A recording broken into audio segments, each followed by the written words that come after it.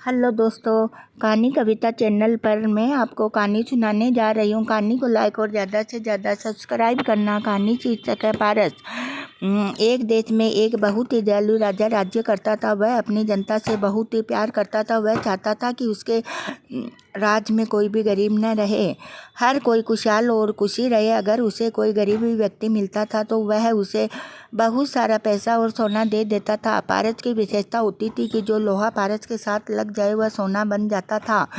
लोग देखते ही जो गरीब व्यक्ति राजा के पास जाता था वह पैसे और सोने से लदा हुआ वापस आता है। राजा के इस गुण के कारण ही जनता में वह पारस के नाम से जाना जाने लगा।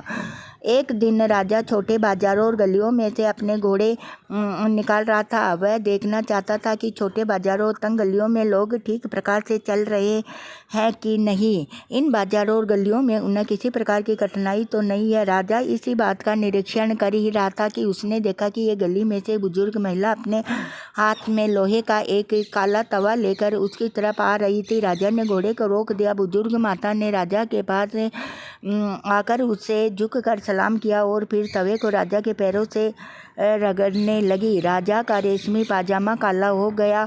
उसने बड़ी नम्रता से पूछा, माताजी यह क्या कर रही हो? महाराज, अपने लोहे का तवा आपके चरणों में रगड़ रही हूँ।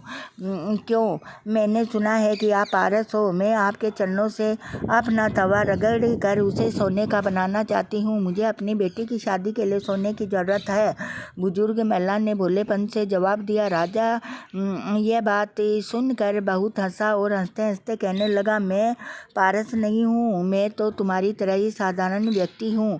यह सुनकर बुजुर्ग माता बहुत उदास हो गई। राजा उसे उदास होते देख रहा था। राजा ने कहा, तुम उदास न हो, मैं पारस नहीं हूँ, पर तुम्हारा तवा सोने का बन गया है। राजा ने बुजुर्ग माता को तवे के भार के बराबर सोना दे दिया और लड़की की शादी के लिए पैसे और कपड़े भी दिए। इसी तरह उस राजा ने सच में ही पारस बनकर दिखा दिया। हम सबको पारस जैसे अच्छे गुण अपनाने चाहिए।